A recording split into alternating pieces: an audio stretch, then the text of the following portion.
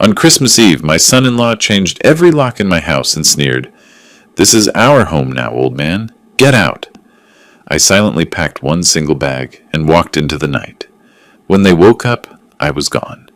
And so was the $3 million inheritance. Their phone now shows 94 missed calls, and they have no idea what's really coming for them.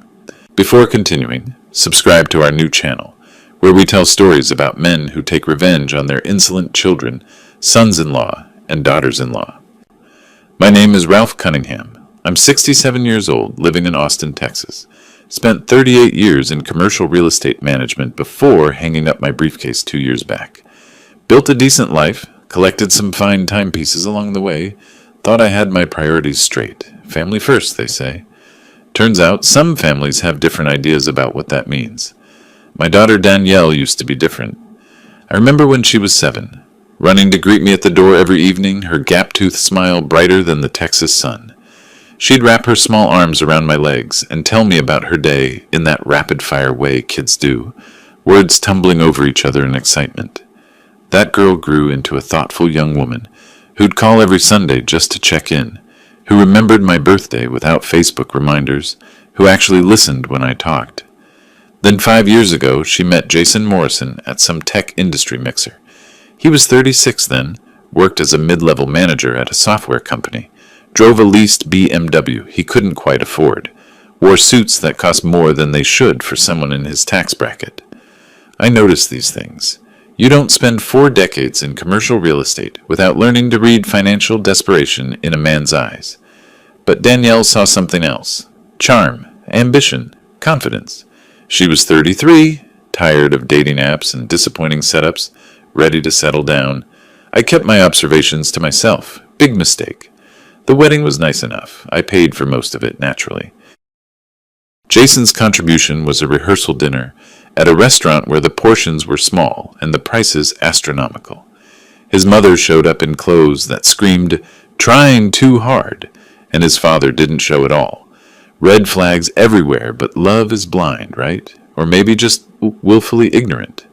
The first year of marriage, they lived in a cramped apartment in South Austin. Then Jason started hinting. "That big house of yours, Ralph, must get lonely. All those empty rooms." My wife passed 11 years ago, but I never mentioned loneliness to him. The house at 2847 Riverside Drive wasn't lonely. It was peaceful. There's a difference, though. Jason wouldn't understand nuance if it slapped him across his self-satisfied face. 3 years ago, they asked to move in temporarily. Jason's company was restructuring. They needed to save for a down payment. It would be just 6 months, tops. I'm no fool. I knew 6 months meant indefinitely. But Danielle looked at me with those same eyes from childhood, and I caved. Told myself it would be good to have family around. That's what you're supposed to want at my age, isn't it? The changes started small. Danielle redecorated the guest room, then the living room. Jason's golf clubs appeared in my garage, his protein powder in my kitchen cabinets. They'd invite friends over without asking, use my grill for their parties, drink my bourbon while I was out. When I mentioned it, Danielle would smile that tight smile and say, "Dad, we're family. What's yours is ours, right?" Wrong, but I didn't push it. By the second year, they weren't asking permission for anything. Jason would sprawl on my leather sofa like he owned it, feet on the coffee table I'd had for 30 years, barking into his phone about deals and margins. Danielle stopped helping with household expenses, stopped the Sunday calls because why call when we lived together? The warmth drained from her voice when she spoke to me, replaced by something colder, more calculating. She'd look at me sometimes like I was furniture, functional but outdated, taking up space in her house. Her house. That's how she started referring to it around month 20. "We should renovate the kitchen in our house. The backyard of our house needs landscaping." I'd correct her gently. "My house, sweetheart." She'd laugh it off, but her eyes never smiled. I started noticing Jason going through papers in my study 6 months ago. Told me he was just curious about property values in the neighborhood. Found him photographing documents with his phone once. When I walked in, he didn't even look guilty, just annoyed at the interruption. That's when I knew. That's when I should have acted. But I wanted to believe the best. Another mistake. Christmas Eve arrived cold and clear. I'd gone for my usual evening walk through the neighborhood, looking at lights, thinking about better holidays. Got back around 7 p.m., reached for my keys, slid one into the lock. It didn't turn. Tried the other key. Nothing. Checked the address. 2847 Riverside Drive. Definitely my house. Tried again. The deadbolt had been changed. I rang the doorbell, waited, rang again. Jason opened the door. Didn't step aside. Just stood there in the entrance of my home, backlit by my chandelier, wearing that smirk he'd probably practiced in mirrors. Keys don't work, old man? Jason, what's going on? The locks? Yeah, changed them today. Security upgrade. He leaned against the doorframe, completely blocking entry. We've been talking, Danielle and me. This arrangement isn't working anymore. Arrangement? My voice stayed level. Years of negotiating commercial leases taught me not to show emotion when someone's trying to provoke you. You living here, in our house. My house, Jason. The deed has my name on it. He laughed. Actually laughed. See, that's the thing about deeds. They can change. And we've decided this place is wasted on one old guy rattling around. We're taking over. You're out. Where's Danielle? Right here, Dad. Her voice came from behind Jason. She stepped into view but stayed back. Arms crossed, eyes fixed somewhere over my left shoulder. Couldn't meet my gaze. Wouldn't meet my gaze. Sweetheart, you're going to let him do this? Silence. She shifted her weight, looked at the floor. Jason's smirk widened. This is our home now, old man. We're done playing house with you. Time to move into a nice retirement community. Make some friends your own age. We'll handle things here. This is my property. You can't just... Can I?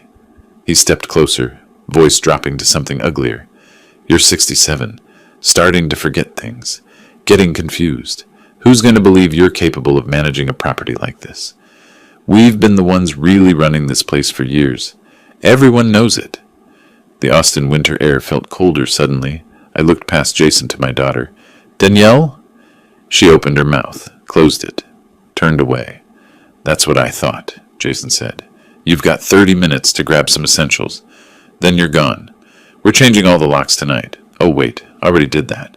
He jangled a new set of keys. Funny how that works. I could have fought. Could have called the police right then. Made a scene. Claimed my rights. 38 years in real estate taught me something useful, though. Never negotiate from emotion. The man who keeps his head wins. 30 minutes, I said quietly. I'll need to pack properly. Jason's eyebrows rose. Surprised I wasn't yelling, probably. Disappointed, maybe. Men like him enjoy confrontation, feed on other people's distress. I wouldn't give him the satisfaction. Fine. 30 minutes. Not a second more. He stepped aside finally, and I walked into my own home like a guest. Danielle had disappeared upstairs. Couldn't face me, apparently. That told me everything about how deep this betrayal went. The daughter I raised would have fought for me. This stranger wearing her face just wanted me gone. I went to my bedroom, the master bedroom I'd slept in for 40 years, and pulled a single duffel bag from the closet. Clothes first, not many. Enough for a few days. I had a feeling I wouldn't be homeless for long, but I needed to appear compliant, defeated even. Let them think they'd won. The safe was behind a painting of Lake Travis my wife loved. Jason and Danielle didn't know about it. They'd never shown enough interest in my belongings to discover it. Inside, passport, birth certificate, property deeds, stock certificates, my late wife's jewelry I'd planned to give Danielle someday. That plan just died. Also there, a USB drive with scanned copies of every important document I owned. Call it paranoia or preparation, but when you've spent 4 decades dealing with commercial contracts, you learn to keep backups. All of it went into the bag. My watch collection lived in a custom cabinet in the study. 43 pieces, accumulated over decades. Some inherited, some purchased, all meaningful. The crown jewel, a 1952 Patek Philippe Calatrava, worth $87,000 at current market value. I'd bought it 15 years ago as an investment and a passion piece. It was in a hidden compartment in the cabinet's false bottom, installed specifically because valuable watches attract attention. I opened that compartment now, removed the Patek Philippe, left everything else. Let them find the main collection. Let them think that's all there was. Let them learn what happens when you count someone else's money before they're in the ground. The rest of the packing was quick. Toiletries, medications. A few photographs from before Danielle married Jason. I had no use for recent pictures. A book I'd been reading, my laptop, the essentials. 23 minutes had passed. I walked downstairs with my bag. Jason lounged on my sofa, his sofa now in his mind, drinking my bourbon. Danielle stood by the window, still not looking at me. All set? Jason asked, not getting up. Yes. Good. Leave your keys on the table. I set them down carefully. House keys, car keys to the sedan in the garage. I'll need transportation. Call a cab, or walk. I don't really care which. He took another drink, eyes gleaming with victory. I pulled out my phone, called for a taxi. 5 minutes away. We waited in silence. Danielle pretended to examine her fingernails. Jason scrolled through his phone, occasionally chuckling at something. I stood by my duffel bag in the foyer of the house I'd bought in 1984, paid off in 2003, maintained meticulously for 40 years. The cab arrived at 10:40 p.m. I picked up my bag. Jason followed me to the door. As I stepped onto the porch, he called out, "Hey, old man, don't forget, this is our house now. Tomorrow we start cleaning out your junk, selling what's worth anything. Rest goes to Goodwill. Hope you didn't leave anything important." He laughed, slammed the door. I heard the new deadbolt click into place. The cab driver, a middle-aged man with kind eyes, must have seen something in my face. "Rough night? Could be worse," I said, and I meant it, because standing on that porch, locked out of my own home by my daughter and her parasite husband, I felt something unexpected. Clarity. "Four Seasons Hotel, please." We drove through Austin's holiday-lit streets. Houses glowed warm with Christmas trees, families visible through windows. Exactly the kind of scene Hallmark movies are made of. My phone buzzed. Text from Danielle. "I'm sorry it had to be this way." Not sorry she did it. Sorry it had to be this way, as if she'd had no choice. As if I'd forced them to throw me out on Christmas Eve, already rewriting history to soothe her conscience. I didn't reply. At the hotel, I checked into a suite. The night clerk gave me a sympathetic look. Old man, single duffel bag, checking in alone on Christmas Eve. Probably thought I'd had a fight with family. He wasn't wrong. Upstairs, I spread my documents across the desk. Deeds, trust papers, financial statements, bank information, everything I'd prepared 6 months ago when I first saw Jason photographing my property documents.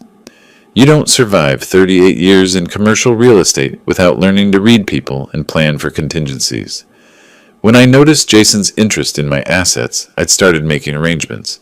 Quiet arrangements, legal arrangements, arrangements that would now pay off in ways he couldn't possibly anticipate. I picked up my phone. 11:15 p.m. on Christmas Eve. Late to call anyone, especially a professional contact. But this was urgent. Stuart Hoffman answered on the third ring. "Ralph, everything okay?"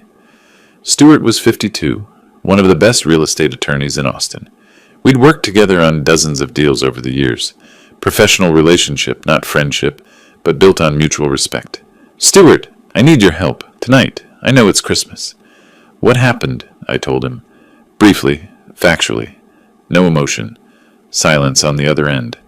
Then, those documents we prepared 6 months ago? Time to execute them. I'll be there in 40 minutes. Start making coffee. I hung up and looked at the Austin skyline through my window. Somewhere out there in my house on Riverside Drive, Jason and Danielle were probably celebrating, popping champagne, planning how they'd spend my money. They had no idea what was coming, and that's exactly how I wanted it.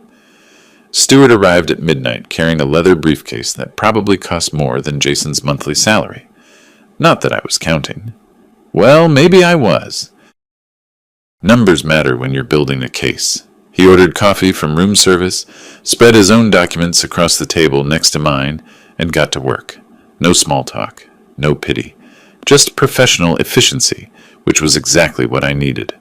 "Walk me through the timeline again," he said, pulling out a yellow legal pad. I did.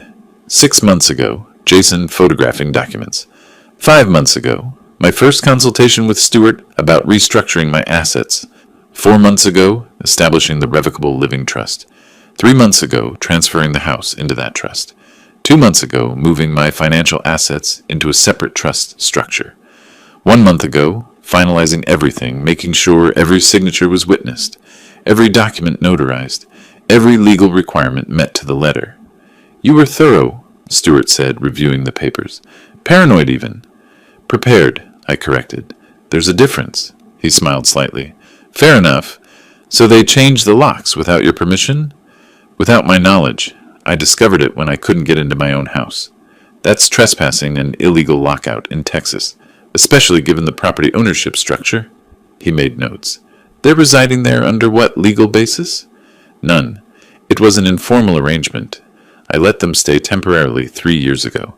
No lease, no rental agreement, nothing in writing. Even better. In Texas, that makes them tenants at will. You can terminate that arrangement with proper notice, which we'll provide via the sheriff's department. He checked his watch. It's past midnight now, technically Christmas Day. We need a notary. At this hour? I know someone. Morris Johnson. He owes me a favor, and he's discreet. Stewart pulled out his phone. You'll want this documented properly. Every step by the book, so Jason can't claim procedural irregularities later. While Stewart made calls, I stood at the window watching Austin sleep. Somewhere in that darkness, my daughter was in my house, probably asleep in the master bedroom. Did she feel guilty? Doubtful. People who feel guilty don't stand silently while their spouse throws their father into the street. I thought about the timeline differently now. Not 6 months of preparation, 38 years of preparation. Every contract I'd negotiated, every legal detail I'd memorized, every professional relationship I'd built. Jason thought he was facing a confused old man. He was actually facing 4 decades of accumulated knowledge and connections. The irony was almost funny. Morris Johnson, the notary, arrived at 2:45 a.m. He was 59, slightly overweight, wearing sweatpants under his winter coat. But he brought his seal, his credentials, and no questions beyond the professional ones. Mr. Cunningham, he nodded. Stewart must have briefed him. We spent the next 35 minutes finalizing documents. Stewart had prepared a notice of termination of tenancy, citing the illegal lock change as grounds for immediate eviction. In Texas, that's permissible when a tenant materially breaches the rental agreement, or in this case, the informal living arrangement. Morris notarized everything. His seal made official what my signature had started. This goes to the sheriff's office? Morris asked Stewart. First thing when they open, which is... Stewart checked his phone. In about 5 hours. After Morris left, Stewart packed up his briefcase. You should get some sleep. Will they fight this? Of course they'll fight. Jason will yell about family rights, how he's been maintaining the property, how you're mentally unfit. Standard playbook. Stewart paused at the door. But Ralph, everything we've done is airtight. The house is in a trust where you're the sole beneficiary. Danielle was never added as a beneficiary, so she has no legal claim. Your financial assets are similarly protected. Even if Jason hires the best attorney in Texas, which he can't afford, he'll lose. How long until they're out? Texas law requires 72 hours from service of notice in cases of lease violation. Given that they changed locks illegally, a judge would likely enforce that timeline strictly. Call it 3 days, maybe 4. After Stewart left, I sat in the quiet hotel room. 3:20 a.m., I should have been exhausted. Instead, I felt energized, focused. For 3 years, I'd watched them take over my space, my peace, my home.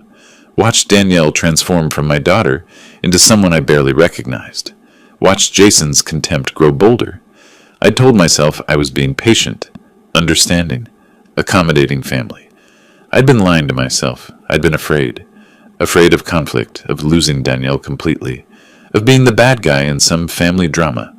So I'd absorbed the insults, the takeover, the disrespect. Christmas Eve changed that. When Jason locked me out of my own home and Danielle said nothing, not a word of protest, not a moment of hesitation, something shifted. Fear transformed into something colder, clearer. I pulled out my laptop and opened a spreadsheet I'd been maintaining for 6 months. Every observation, every incident, every piece of evidence. Line 47. Jason photographing property documents without permission. Line 63. Danielle referring to my house as our house in front of her friends. Line 81. Jason opening my mail from the bank. Line 92. Danielle asking about my will, specifically what I'd left her. Line 118. Jason measuring rooms, making notes about renovation costs. The pattern was clear. This wasn't sudden. They'd been planning this for months, maybe longer. The lock change was just the final move in a game I hadn't realized we were playing. Well, now I knew the rules. I closed the laptop and finally lay down on the hotel bed, turned off the lights, stared at the ceiling. My phone sat on the nightstand, silent. No calls from Danielle. No text beyond that one hollow apology. She'd made her choice, and I'd made mine. At 8:15 a.m., Stewart would deliver the eviction notice to the Travis County Sheriff's Department. By noon, maybe earlier, a deputy would knock on my door, their door in their minds, and hand them papers that would shatter their victory celebration. I wondered how Jason would react. Anger, definitely. Lots of shouting, threats about lawsuits that would go nowhere. And Danielle? Would she understand then what she'd done? Would she realize that silence has consequences? Probably not. People like that never do. They'd blame me, paint themselves as victims, tell friends and family that crazy old Ralph had lost his mind, thrown out his own daughter on Christmas. Let them. I had documentation, witnesses, a paper trail that would stand up to any scrutiny. I turned over, punched the pillow into a better shape. For the first time in 3 years, I fell asleep without listening for footsteps in my hallway, voices in my kitchen, evidence that my home wasn't my own anymore. The sleep was deep, dreamless, peaceful. The next morning, Christmas Day, I woke at 11 a.m. Later than I'd slept in years. The hotel room was quiet, sunlight streaming through gaps in the curtains. My phone showed 6 missed calls, all from Danielle, no voicemails. She never liked leaving messages, preferred texting, but there were no texts either, just the calls, wanting me to answer so she could say, "What? More hollow apologies? Demands that I come back and accept their coup?" I deleted the call log and ordered breakfast from room service. While I ate, I thought about timing. Stewart was delivering the eviction notice around 8:15 a.m. Standard procedure meant the sheriff's department would assign it to a deputy who'd drive out to Riverside Drive. That could take anywhere from 2 hours to 6, depending on their queue. So Danielle and Jason were probably still basking in their victory, unaware that legal machinery was already grinding toward them. I imagined the scene, them sleeping late in my bedroom, waking up leisurely, making breakfast in my kitchen, planning their day, maybe discussing which of my possessions to sell first. The watch collection would be tempting, 43 pieces in that cabinet, some worth serious money. Except they wouldn't find the Patek Philippe, and the rest, while valuable, weren't nearly as valuable as they'd assume. I'd bought smart over the years, but I'd also bought what I loved, not just what would appreciate. Some of those watches were worth $2,000, maybe $5,000. Not the fortune Jason probably imagined. The thought made me smile into my coffee. My phone rang. Danielle again. I let it go to voicemail. This time she left a message. "Dad, it's me. We need to talk. About yesterday. I know you're upset, but this doesn't have to be ugly. We can work something out. Call me back, please." Work something out. Interesting phrasing. Not, "we made a terrible mistake," or "please come home." Just work something out. Like we were business partners negotiating terms, not a father and daughter navigating betrayal. I deleted the voicemail. Around 1 p.m., I left the hotel. Drove to a storage facility I'd rented 2 months ago under the trust's name. Austin Vault and Storage on the east side. The kind of place that asks no questions and maintains excellent security. Inside Unit 247, I'd been stockpiling things. Important documents Jason and Danielle didn't know existed. Backup copies of my entire watch collection's authentication certificates and purchase receipts. Photographs of my house's original condition before they'd started redecorating. Financial records going back 15 years. I also had a second set of items here. Things I'd quietly removed from the house over the past 6 months. My wife's jewelry. Some antique books. A painting worth $34,000 that had hung in my study until I'd replaced it with a cheaper reproduction. Small valuations that added up. Jason and Danielle would inventory my belongings and think they knew what I owned. They'd be wrong by roughly $200,000. I photographed everything in the storage unit, documented it, added the images to my digital archive, then locked it back up and drove to a different location, a bank branch where I had a safety deposit box separate from my main accounts.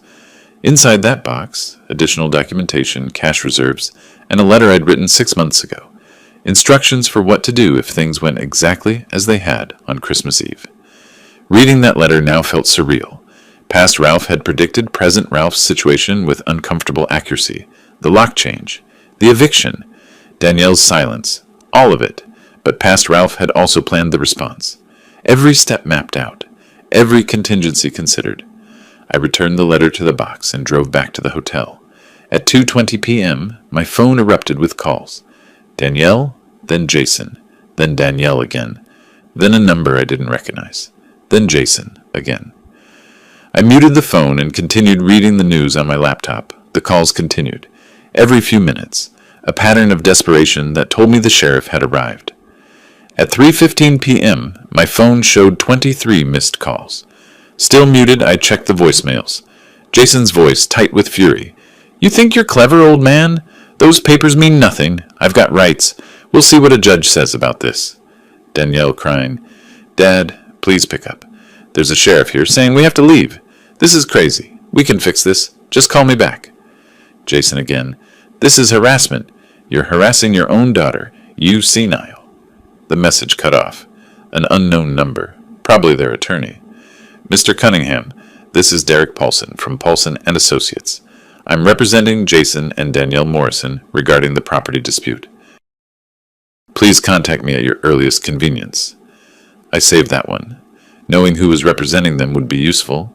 More calls from Danielle, more crying, more pleading, each message a variation of the same theme. This was unfair, unexpected, fixable if I'd just talked to them. None of them said, "We're sorry we threw you out." None of them said, "We were wrong." None of them acknowledged what they'd done, just surprised that actions had consequences. I opened a fresh document on my laptop and began drafting a timeline. Not for legal purposes, Stewart had that covered. This was for me, a record of exactly how events unfolded, preserved while details were fresh. My phone buzzed with a text from Stewart. "Sheriff served notice at 14:20. They have 72 hours. Confirm property ownership via trust documents." Jason made threats. Deputy noted it in report. I texted back, "Thank you." Stewart, "They'll lawyer up. Be prepared for contact from their attorney." Me, "Already happened. Derek Paulson." Stewart, "Know him. Decent attorney. Can't fix a losing case, though." That evening, I had dinner in the hotel restaurant. Steak, medium rare, a glass of wine. The server was attentive without being invasive. The meal was excellent. While I ate, I thought about Danielle's calls. 23 of them, plus voicemails, plus texts that were probably piling up now. She wanted to talk, wanted to work something out. But what she really wanted was for me to undo the consequences of her choices, to pretend Christmas Eve never happened, to hand over my home, my assets, my future like it was her birthright, rather than my life's work. The old Ralph might have wavered, might have called her back, listened to her tears, considered compromise, but something had broken on that porch when the door slammed in my face. Some fundamental assumption about family, about loyalty, about what people owed each other. I finished my steak and ordered dessert. My phone showed 31 missed calls now. I turned it face down on the table and enjoyed my chocolate cake in peace. Later, back in my room, I sat by the window with my laptop, pulled up the trust documents Stewart and I had created, read through them again, making sure I understood every clause, every protection, every failsafe. The house was protected. My financial assets were protected. Even my watch collection, the pieces still in the house, were itemized in trust documents, with photographic evidence of their existence and condition. Jason could destroy them out of spite, but he couldn't sell them legally, and if he tried, I had remedies. Legal remedies that would cost him far more than any watches were worth. I thought about tomorrow, the day after Christmas. 72 hours from now, Jason and Danielle would be out of my house. They'd have to find somewhere else to live, pack their belongings, face the reality of their situation. And then what? They'd regroup, plot their next move. Jason would push for litigation, probably. Try to claim some legal right to my property or assets. It would fail. Stewart had made sure of that. But they'd try anyway, which meant I needed to think several moves ahead. Not just evict them, not just protect what was mine, but ensure they couldn't come back, couldn't manipulate, couldn't try this again in different forms. I opened a new document and started typing. Strategy, next steps. Under that heading, I listed possibilities, options, moves, and countermoves. By midnight, I had a framework, not complete yet, not ready to execute, but forming, taking shape. I looked out at Austin's skyline, Christmas lights still twinkling, families probably exchanging gifts, sharing meals, being together. My phone sat silent now. The calls had stopped around 10 p.m. Either they'd given up for the night, or their attorney had told them to stop harassing me. Smart advice, if so. Every call, every message, every voicemail was documentation of their desperation. I saved my documents, backed everything up to secure cloud storage, and finally prepared for bed. Tomorrow would bring new developments. The 72-hour clock was ticking. Jason and Danielle would scramble, scheme, search for leverage they didn't have. And I would watch, plan, prepare. Because this wasn't about revenge. Not really. It was about something simpler, showing people exactly who they'd chosen to betray, and making absolutely certain they understood the cost. 2 days passed in silence. Well, not complete silence. My phone kept ringing. By the end of the second day, the missed call count had climbed to 47. Danielle mostly, but Jason too, his voicemails progressively angrier. Their attorney, Derek Paulson, left 3 messages. Professional, measured, requesting a conversation. I saved those. The contrast between his calm legal tone and Jason's rage-filled rants would be useful if this went to court. On the 3rd morning, I finally answered. Not because I'd softened, not because 47 calls had worn me down, but because the 72-hour eviction window was closing, and I wanted Danielle to understand something before they left my house for good. She picked up on the first ring. "Dad, thank goodness. I've been trying to reach you for days. I know. 47 calls. We need to talk. This whole thing is a misunderstanding. We can work this out." "Danielle," my voice cut through her pleading, "there's nothing to work out. The sheriff served you an eviction notice. You have until tomorrow morning to leave my property." "Your property?" Her voice shifted, tears giving way to something sharper. "Dad, I'm your daughter. That house should be mine someday. We were just what?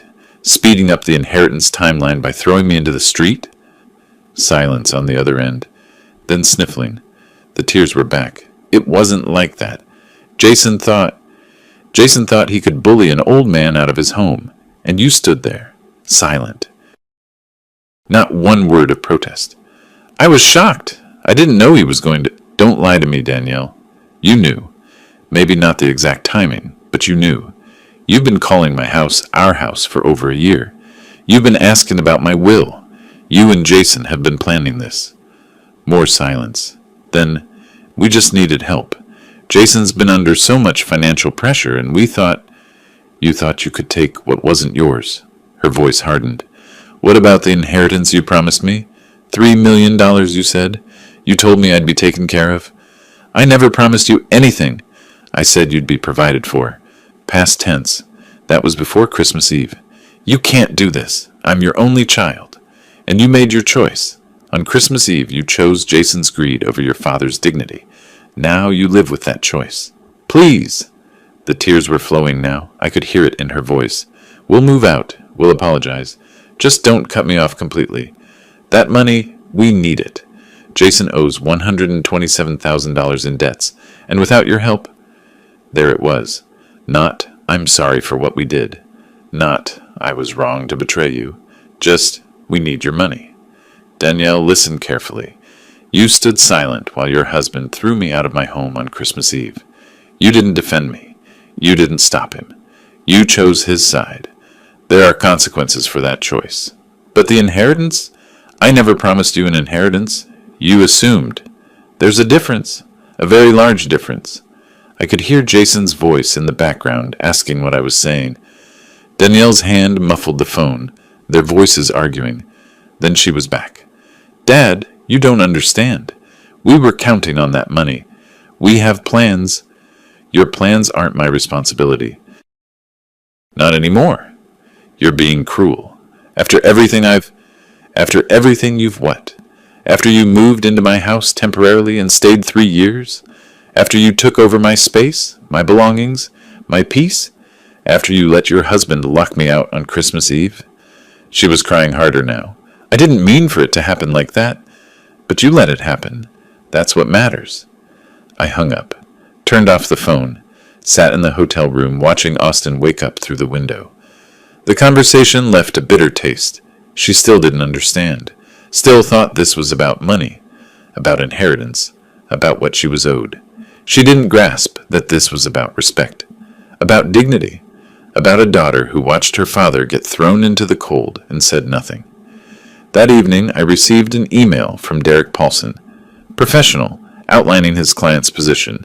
They were willing to vacate the property as ordered, but they wanted to discuss equitable distribution of assets and reconciliation of verbal commitments regarding inheritance.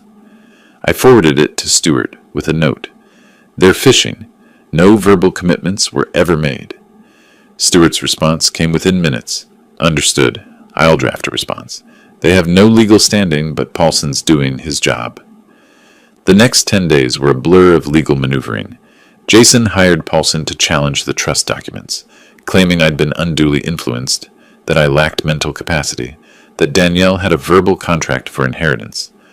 All of it failed. Stuart had documented everything meticulously, every signature witnessed, every document dated and notarized, medical records showing I was completely competent, bank statements proving I'd managed my own affairs without assistance. By the time the judge reviewed the case, it took less than 20 minutes to dismiss Jason's claims entirely. The eviction happened on schedule. I wasn't there. Stuart advised against it, and I had no desire to watch them pack. But he sent me updates. They'd damaged some items before leaving. Broken picture frames, scratched furniture, small, petty acts of revenge that only proved who they really were. I documented everything through the property manager I hired. Photographs, itemized lists, total damage, $23,400. I filed a civil suit for damages. Jason and Danielle would owe me money now, not the other way around. 2 weeks after Christmas, my phone showed 94 missed calls. I'd kept it off mostly, only turning it on to check messages from Stuart and handle necessary business. The voicemails were predictable. Danielle begging, Jason threatening, their attorney trying to negotiate, a few from people I didn't know, probably friends of theirs trying to mediate. I deleted them all. They'd moved to Jason's mother's apartment, I learned from Stuart, a small 2-bedroom on the east side of Austin. The mother wasn't happy about it, according to gossip Stuart had picked up. 2 adults crammed into her space, just like they'd crammed into mine. Poetic, really. Then Jason lost his job. His employer found out about the legal troubles, the eviction, the lawsuit, the failed challenge to my trust documents, called it a reputational risk, and let him go. Without income, Jason couldn't pay his debts. Credit card companies started calling. Collection agencies got involved. The $127,000 he owed became $135,000, with penalties and interest. I learned all this not from investigation, but from public records, court filings, credit reports that appeared in legal discovery. Everything was documented, official, part of the legal machinery grinding them down. I didn't cause Jason's job loss, didn't call his employer, didn't spread rumors. I didn't have to. His own actions, changing my locks illegally, the eviction proceedings, the failed lawsuit, created a paper trail any HR department could find with a basic background check. Consequences have a way of cascading. 10 days after the eviction, I returned to my house. The property manager met me at the door with keys, new locks, changed again after Jason and Danielle left. We walked through together, documenting damage. The master bedroom, where I'd slept for 40 years, looked like a tornado had passed through. They'd taken the mattress, fine, I'd planned to replace it anyway, but they'd also broken the antique bed frame my wife had loved. Deliberately. The wood was splintered, not cracked from moving. Someone had taken something heavy to it. In the study, books were scattered on the floor. My desk had deep scratches across the surface. The leather chair had a slash through the seat cushion. Small damages. Petty damages, but damages nonetheless. The property manager tallied everything, took photographs, wrote notes. $23,400, he confirmed. Maybe $24,000 if the hardwood floor damage is worse than it looks. I nodded. File everything with my attorney. Add it to the civil suit. After he left, I walked through the house alone. It felt different. Emptier, yes, but also cleaner. Like a sickness had been removed. 3 years they'd lived here. 3 years of gradually taking over, pushing boundaries, treating my home like their property. And now they were gone. I stood in the living room where Jason had sprawled on Christmas Eve, drinking my bourbon and smirking. The sofa looked smaller now, less imposing, just furniture, not a symbol of occupation. My phone rang. I'd turned it back on that morning. Danielle's number. I let it go to voicemail. 5 days later, I had a meeting scheduled with Regina Collins, an estate planning attorney Stuart had recommended. She specialized in complex inheritance situations, particularly cases where family dynamics were complicated. Regina was 44, sharp-eyed, with the kind of professional demeanor that suggested she'd seen every family drama imaginable and remained unimpressed by all of them. We met in her downtown office. Floor-to-ceiling windows overlooking Congress Avenue, expensive furniture, law degrees from prestigious universities on the wall. Mr. Cunningham, she greeted me, Stuart briefed me on your situation. You want to revise your estate plan. Completely rewrite it? I corrected. She pulled out a yellow legal pad. Walk me through what you're thinking. I did. My current assets. The house at 2,847 Riverside Drive, currently valued at $1,850,000. Financial assets in various trusts and accounts totaling $2,847,000. My watch collection professionally appraised at $890,000. Other personal property, maybe another $100,000. Total estate value, roughly $5,687,000. And your current beneficiary? Regina asked. Was my daughter. Sole beneficiary. Everything went to her. Was? I'm changing that, effective immediately. Regina made notes. What would you like to do instead? I'd thought about this carefully, planned it during those quiet hotel nights, refined it while walking through my empty house. 3 charitable beneficiaries. Dell Children's Hospital. They do excellent work, and I want to support pediatric care.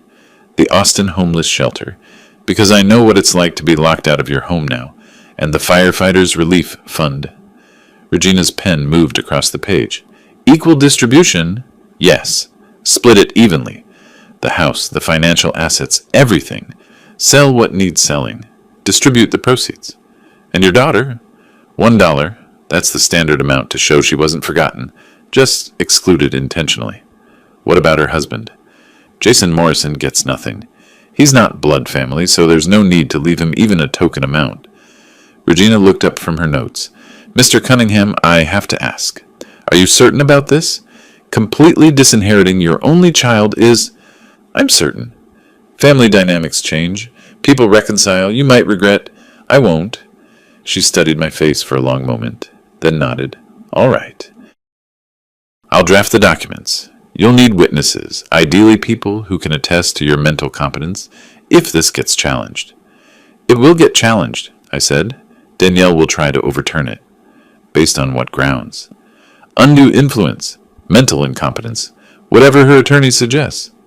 Regina smiled slightly. Then we'll make this bulletproof. Medical evaluation showing cognitive function, multiple witnesses, video recording of the signing, a statement of intent explaining your reasoning. When I'm done, this will be the most challenge-proof will in Travis County. We spent the next 2 hours working through details. Every asset cataloged, every contingency planned, every potential legal challenge anticipated and defended against. When we finished, Regina gathered her notes. I'll have draft documents ready in 3 days. We'll schedule the formal signing with witnesses and a notary. Thank you. One more thing. She hesitated. Your daughter will find out about this. Probably sooner than you'd like. Someone always talks. Bank employees, legal assistants, someone in the chain of documentation. I know. How do you want to handle that? However it happens, I'm not hiding this from her. She made her choice on Christmas Eve. This is mine. 2 days later, Danielle found out. I don't know how. Maybe her attorney had connections. Maybe someone at the bank mentioned something. Maybe she'd been monitoring my activities somehow. But she found out. The call came at 2:30 p.m. I was having coffee in my study, my actual study now, no longer invaded by Jason's protein powder and golf magazines. Dad, I just heard something crazy. Her voice was tight, controlled, but I could hear panic underneath. Someone said you changed your will. That's not true, right? I set down my coffee cup. It's true. Silence. Then, what do you mean it's true? I rewrote my entire estate plan. New beneficiaries. New? What are you talking about? I'm your daughter. Yes. And you'll receive $1, standard amount for intentional exclusion. I could hear her breathing on the other end, fast, shallow. $1? Dad, that's insane. You have almost $6 million in assets, and you're leaving me $1? That's correct. Where's the rest going? Charity, Dell Children's Hospital, the homeless shelter, the firefighters' relief fund. Charity? Her voice cracked. You're giving millions to charity instead of your own daughter. Yes. Why? Because of Christmas? Because we made one mistake? One mistake? I kept my voice level, calm. Danielle, you didn't make a mistake. You made a choice, a deliberate, calculated choice to stand silent while your husband threw me out of my home. You chose Jason's greed over your father's dignity. That wasn't a mistake. That was who you revealed yourself to be. We were desperate. Jason's debts aren't my problem. They never were. I'm your daughter, she was crying now, full sobs. You can't do this to me. I already did. She tried speaking, but the sobs made words impossible. I waited. Eventually, she managed. Please, please don't do this. I'll do anything. I'll leave Jason. I'll apologize. Whatever you want.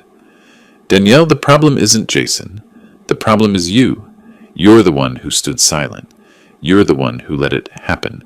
You're the one who showed me exactly what our relationship means to you. Less than a house. Less than money.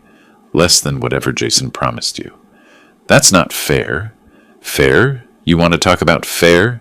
Is it fair to throw a 67-year-old man onto the street on Christmas Eve? Is it fair to change the locks on his own house? Is it fair to count his money before he's dead? Through the phone, I heard Jason's voice in the background, asking what was happening. Danielle's voice, muffled. He changed his will. Everything goes to charity. Jason's response was loud enough I could hear it clearly. He can't do that. Get that lawyer back on the phone. You can try to challenge it, I said calmly. Derek Paulson can file whatever motions he wants. But Regina Collins is one of the best estate attorneys in Texas, and she made this will challenge-proof. You'll lose, and you'll waste money you don't have on legal fees. Dad, please! I hung up, set the phone on my desk, picked up my coffee. Through the window, Austin looked peaceful, sunny, normal. My daughter was probably crying in her mother-in-law's cramped apartment, her husband raging about money they'd never have, their futures crumbling around them. And I felt calm, not happy. This wasn't a victory to celebrate. I'd lost my daughter, or rather learned I'd lost her years ago and only now accepted it.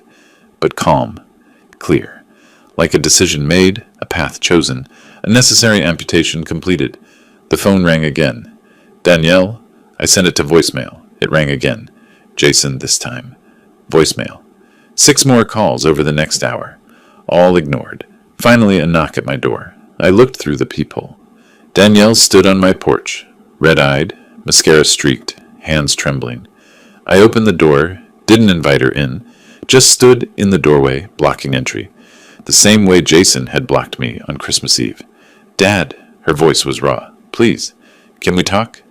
We just did, on the phone. I mean really talk, face to face, please. I looked at her, my daughter, the girl I'd raised, loved, provided for, the woman who'd stood silent while her husband threw me into the cold.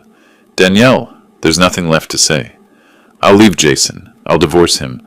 I'll do whatever you want. Just please don't cut me off completely. And there it was, the calculation. Leave Jason. Not because it was right, not because she regretted her choice, but because she thought it would get her the inheritance back. The problem isn't Jason, I repeated. The problem is you. You allowed this to happen. You made your choice. I made a mistake. No, you made a choice. And now you're not sorry about the choice. You're sorry about the consequences. That's different. Very different. Her face crumpled. Please. I looked at her without anger, without pity, just clarity. You stood there on Christmas Eve and said nothing. Not one word in my defense. You chose silence when I needed you most. That's not something an apology can fix. I closed the door, heard her crying on the other side, heard her fist pound once, twice, then footsteps retreating down the walkway. Watched through the window as she got into a car, not Jason's BMW that had probably been repossessed, and drove away. My phone showed new voicemails. I deleted them without listening. The house was quiet again, finally completely mine. I poured fresh coffee, settled into my chair, and pulled up the charity websites on my laptop. Dell Children's Hospital, the homeless shelter, the firefighters fund. They didn't know it yet, but in a few years, or months, or decades, depending on how long I lived, they'd receive a substantial donation. Money that would help kids, help the desperate, help the people who risk their lives for others. Better uses than funding Jason Morrison's debts or Danielle's calculated attempts at reconciliation. My phone rang again. I turned it off. The silence was perfect. A month passed. February brought cold rain to Austin, the kind that makes everything gray and miserable. Appropriate weather for what was happening to Danielle and Jason. I learned about the divorce filing through Stuart. He'd kept tabs on their situation, not because I asked, but because he was thorough. Professional vigilance in case they tried something new legally. Danielle filed papers last week, he mentioned during one of our monthly check-ins at his office, citing irreconcilable differences. I sipped the coffee his assistant had brought. How convenient. You think it's strategy, to get back in your good graces? I know it is. I set down the cup. She thinks if she leaves Jason, I'll soften. See her as the victim of his influence. Restore her to the will. Stuart made a note on his legal pad. Will you? No. He nodded. Didn't try to convince me otherwise. That's why I kept working with him. He understood that some decisions were final. The divorce itself was messy. I didn't follow it closely, but information filtered through. Jason contested it, claiming Danielle was abandoning him during financial hardship. The irony was thick enough to choke on. He'd thrown me out during Christmas, but her leaving during his crisis was somehow betrayal. Credit collectors were circling them both now. The $127,000 in debts had grown to $143,000 with penalties, interest, and legal fees from their failed challenge to my trust documents. Neither of them could pay. Jason's mother kicked them out after 6 weeks. Apparently, his late-night rages and Danielle's constant crying wore through even maternal tolerance. They moved to separate cheap apartments on opposite sides of Austin. Danielle found work, office manager at a small accounting firm, $38,000 a year. For someone who'd spent 3 years as a housewife in a $1.85 million home, the adjustment must have been brutal. I knew all this not from investigation, but from the Austin grapevine, mutual acquaintances, people who'd ask me carefully probing questions. Ralph, I heard about Danielle's new job. Must be hard for her, such a change. I'd nod noncommittally and change the subject. Meanwhile, I was settling into a comfortable rhythm, attended a watch auction in Houston, acquired a 1960 Omega Speedmaster for a reasonable price, had dinner with old colleagues from my commercial real estate days, visited my physician for a routine checkup. Perfect health for 67, he said. Important documentation for Regina's challenge-proof will. On the last day of February, a letter arrived, hand-addressed envelope, Danielle's handwriting, 8 pages inside, covered with her familiar loops and curves. I made coffee before reading it. The letter started with apologies, detailed, specific apologies for Christmas Eve, for the years of taking advantage, for standing silent, for choosing Jason over me. She acknowledged everything, took responsibility, said she understood why I was angry. Then came explanations, How Jason had manipulated her, isolated her from friends, convinced her that my money was rightfully theirs. How she'd been weak, scared, desperate. How she'd made terrible choices under his influence. More apologies, promises to change, evidence of change, the divorce filing, her new job, therapy sessions she'd started attending. Then on page 7, the request. Not for the full inheritance. Just some help. Just, a chance to rebuild. Just acknowledgement that I'm still your daughter despite my mistakes. Page 8 included specific numbers. Could I help with her security deposit? Maybe co-sign a car loan. Perhaps a small monthly stipend until she got on her feet. I read it twice, then set it aside and stared out the window. The letter was good, well written, emotionally intelligent. It hit all the right notes: accountability, remorse, hope for redemption. But there was one problem. If she'd truly changed, truly understood what she'd done, the letter would have ended on page 6, after the apologies, after the acknowledgement of fault. The fact that pages 7 and 8 asked for money told me everything I needed to know. She was still counting my assets, still calculating what she could extract. The only difference was sophistication. Instead of demanding inheritance, she was requesting help. Different packaging, same product. Stuart called the next afternoon. Danielle's attorney reached out. They'd like to arrange a mediated conversation between you and your daughter. Neutral territory. Professional mediator present. What's the goal? Reconciliation, supposedly. But I'd bet they want you to agree to something in writing. Maybe a trust for her benefit. Maybe a commitment to help financially. Tell them no. You don't want to hear what she has to say. I already did. 8 pages. It ended with her asking for money. Silence on the line. Then a quiet laugh. Of course it did. If she'd truly changed, Stuart, she would have apologized and asked for nothing. The fact that she can't separate remorse from financial requests tells me everything. Understood. I'll decline on your behalf. I spent that evening in my study, surrounded by my watch collection. 43 pieces now, including the new Omega. Each one a story. Each one chosen carefully, appreciated fully. The Patek Philippe sat in its case on my desk. $87,000 of Swiss engineering and artistry. I'd taken it from the house on Christmas Eve, the only piece I'd rescued. Sometimes I wondered if Jason had found the rest of the collection yet, if he'd opened that custom cabinet and discovered the hidden compartment, if he'd realized what he'd lost when he threw me out. Probably not. Jason was too focused on what he couldn't have to notice what he'd already lost. My phone rang. I'd started keeping it on again, number changed, only distributed it to people who mattered. Unknown number. I almost declined, then curiosity got the better of me. Mr. Cunningham? A woman's voice, young, professional. This is Amanda Chen from the Austin American-Statesman. I'm working on a piece about charitable giving in Austin, and your name came up in my research. Would you have time for a brief interview? I considered. What kind of piece? Human interest. Local philanthropists. What motivates their giving? Impact on the community? Nothing invasive. How did you get my name? Dell Children's Hospital mentioned you've been in contact about potential future donations. Ah. Regina must have notified them as part of the estate planning. Professional courtesy, letting them know they were beneficiaries. I haven't made any donations yet. I understand. But the hospital administrator spoke very highly of your planned contribution, said it would significantly expand their pediatric cardiac wing. I thought about it. Publicity wasn't my goal, but maybe public acknowledgement of where my money was going would make one thing clear to Danielle. Reconciliation wouldn't change my plans. All right, brief interview. My home, next Tuesday at 2 p.m. Perfect. Thank you, Mr. Cunningham. After hanging up, I smiled slightly. Danielle would read that interview, see the charitable plans laid out in newsprint, understand that her letters and mediation requests were pointless. Maybe then she'd finally stop calculating and start accepting. Or maybe not. But either way, the message would be clear. March arrived with better weather but worse behavior from Jason. Stuart called on the 3rd of the month. You should know, Jason Morrison hired a private investigator. Guy named Marcus Webb.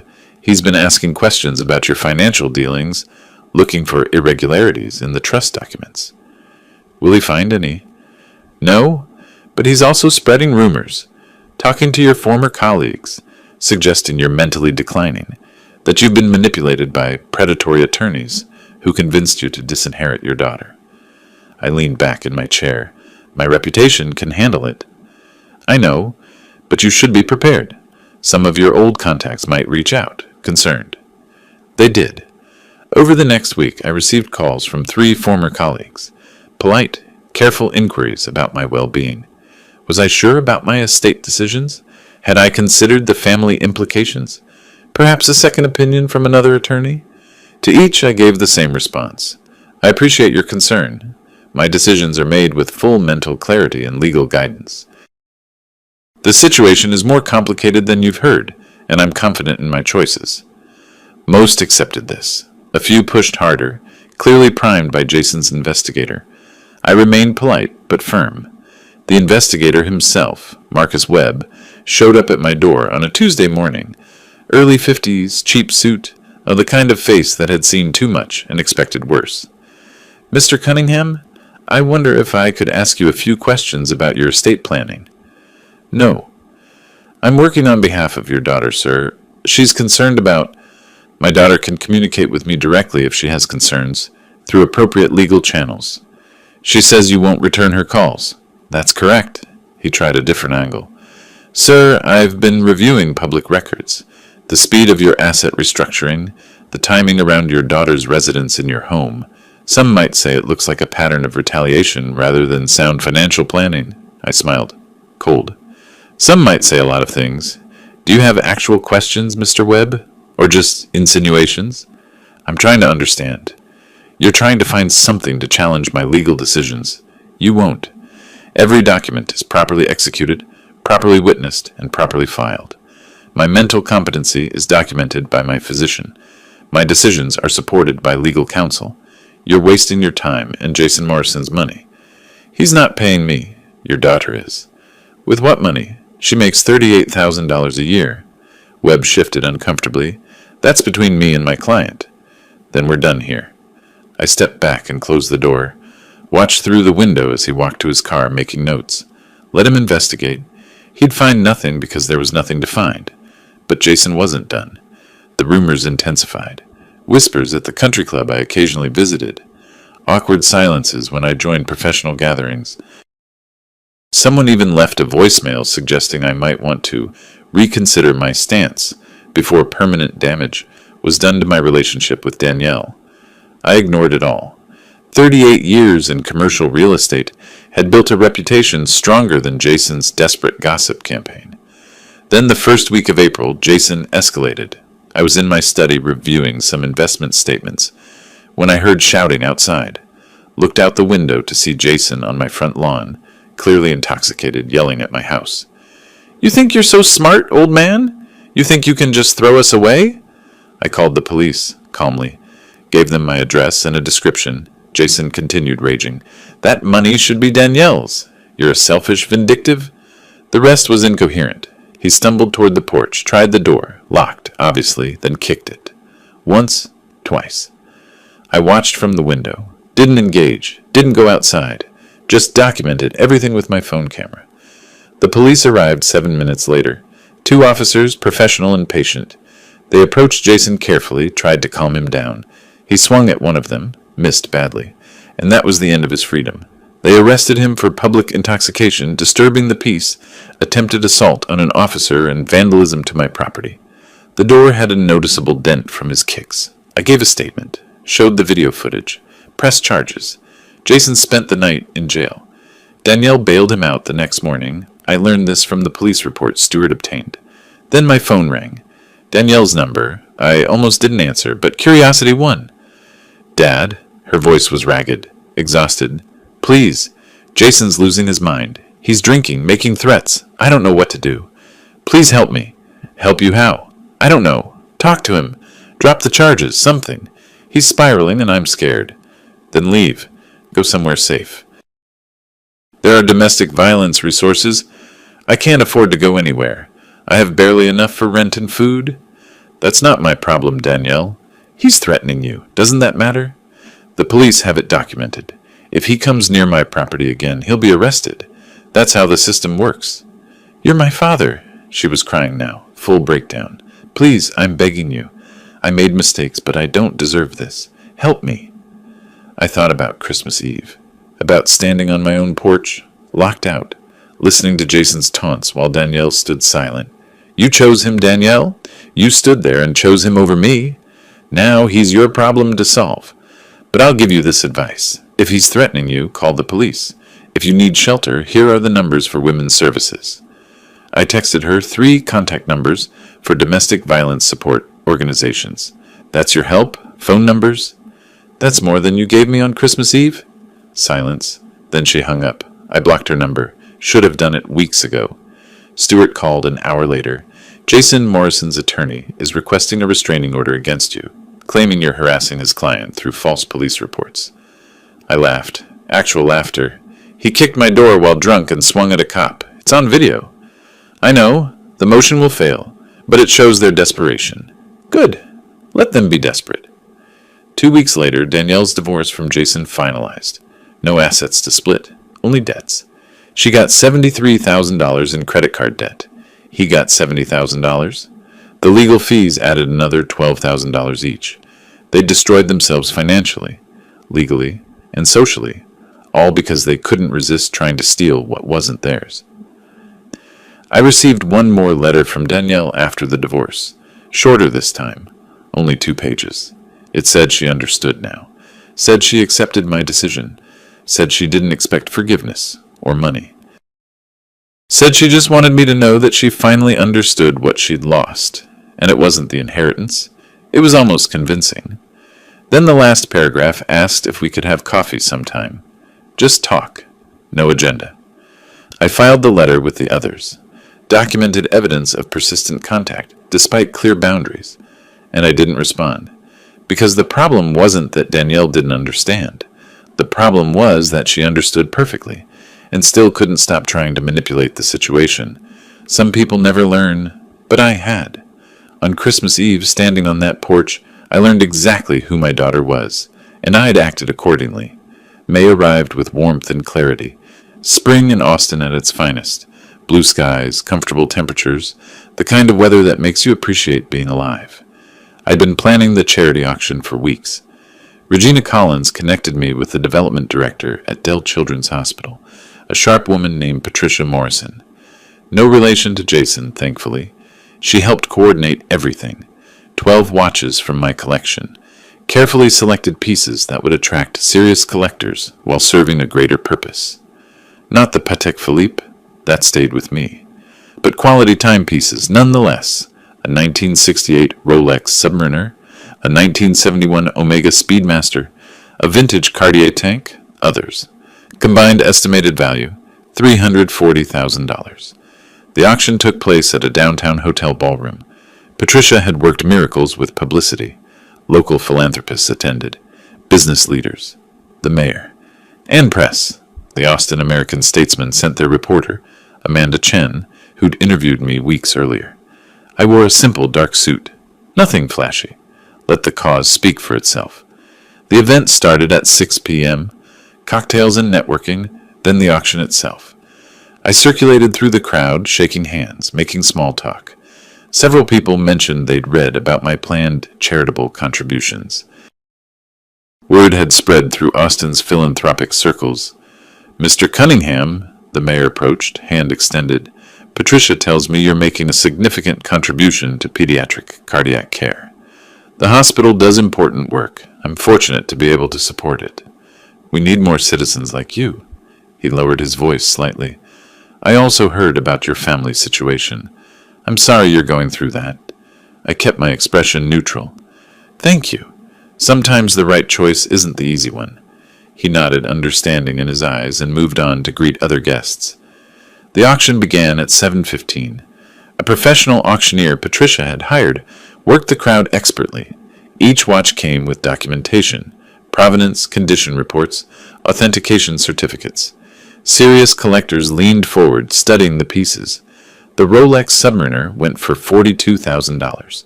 The Omega Speedmaster for $38,500. One by one, my watches found new homes. The crowd was enthusiastic, competitive. By the time the last piece sold, we'd raised $347,000, $7,000 more than the estimate. Patricia hugged me. This is incredible. This will fund the entire expansion of the cardiac wing. I shook hands with the winning bidders, thanked them for their generosity, posed for photographs, accepted congratulations from people I barely knew. Then Amanda Chen appeared with her notebook. "Mr. Cunningham, could I get a few words for tomorrow's paper?" We found a quiet corner. She asked about the collection, about what motivated the donation, about future philanthropic plans. I chose my words carefully. Material possessions have value, but only if they serve a purpose beyond ownership. These watches will help children who need cardiac care. That matters more than having them sit in a cabinet. What inspired this particular donation? I paused, measuring my response. Sometimes life teaches you what really matters. Family relationships can be complicated. Sometimes they disappoint us.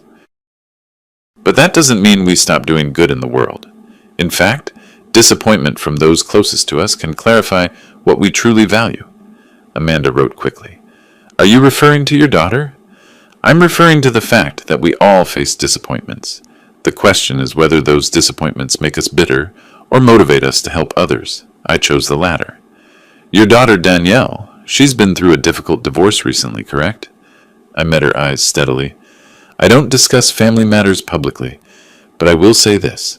Sometimes the hardest disappointments come from the people we love most. That doesn't have to stop us from making positive contributions to society. She nodded, understanding the boundary. And your future plans? Continue supporting causes that matter.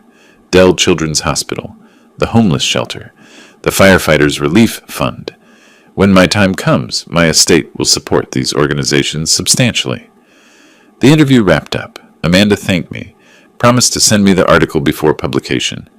The event wound down around 9 p.m. I said my goodbyes, declined invitations to after-parties, drove home through Austin's quiet streets, feeling settled, peaceful. The article ran 2 days later, front page of the local section. Local philanthropist raises $347,000 for Children's Hospital. Amanda had quoted me accurately. My comments about disappointment from loved ones were subtle enough, no names mentioned, but anyone who knew the situation would understand. I was having breakfast when my phone rang. Unknown number. I almost declined, then recognized the area code. Local. Against my better judgment, I answered. Dad. Danielle's voice. Not her regular number. She must have used someone else's phone to get past my block. I read the article. Then you know where my priorities lie? You talked about me to the press, without naming me, but everyone will know. I talked about values, about choosing purpose over bitterness. If you see yourself in that, perhaps you should examine why. Silence. Then, there's a hospital fundraiser next week, reception for major donors. Patricia Morrison sent me an invitation. I used to volunteer there years ago. I'm coming. That's your choice. I want to talk to you, face to face, please. I should have said no, should have hung up. But curiosity, or maybe the need for absolute closure, made me pause. If you attend the fundraiser, I'll listen to what you have to say. Once, that's all. Thank you. That's all I'm asking. She hung up before I could change my mind. The hospital fundraiser fell on an evening when spring was showing off. Perfect weather, clear skies, the kind of night Austin does best. I arrived early. The event was in the hospital's new conference center.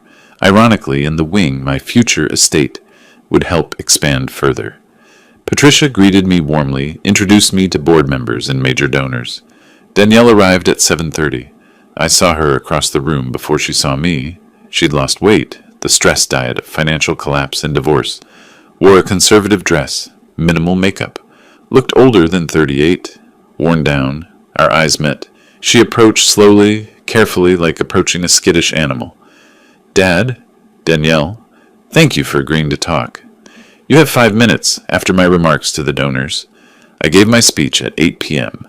Brief words about the importance of pediatric cardiac care, about community responsibility, about using resources to help those who can't help themselves. The crowd applauded. Patricia thanked me publicly for my contribution. Afterward, I found Danielle waiting near a side hallway. We walked to a quiet alcove away from the main event. You wanted to talk. She took a breath. I've been in therapy. Real therapy, not just to manipulate you. Working on understanding what happened. Why I made the choices I made. Good for you. I know I don't deserve forgiveness. I know what I did was unforgivable. Standing there while Jason threw you out, that was... Her voice broke. That was the worst thing I've ever done. I waited, said nothing. I'm not asking for the inheritance back. I'm not asking for money. I just wanted you to know that I finally understand. Not just with my head, but really understand. What I destroyed wasn't the inheritance. It was us. And that's on me, not Jason. You're right. It is. She wiped her eyes. I keep thinking about Christmas Eve. About that moment when I could have spoken up. Could have stopped him.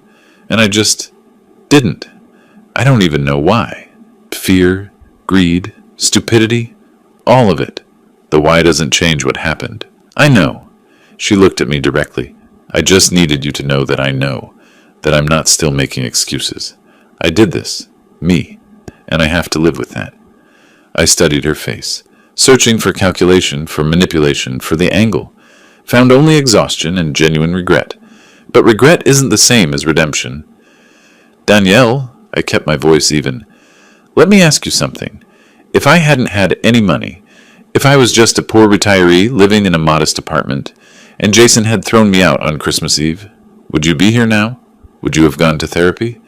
Would you have realized your mistake? She opened her mouth, closed it. The silence stretched. That's what I thought, I said quietly. You're not sorry about betraying me. You're sorry about the consequences. Those are very different things. No, that's not. She struggled. I'm sorry about betraying you. I really am. But you're right that the consequences made me face it. Does that make it less real? It makes it insufficient. I reached into my jacket pocket, pulled out an envelope. I'm going to give you something, not because you deserve it, not because it changes anything between us, but because I don't want you completely destitute. She took the envelope with shaking hands, opened it. Inside, a check for $50,000. This is the last money you'll ever receive from me. Use it to rebuild, get training, start over. But understand this, we're not family anymore. That ended on Christmas Eve when you chose silence.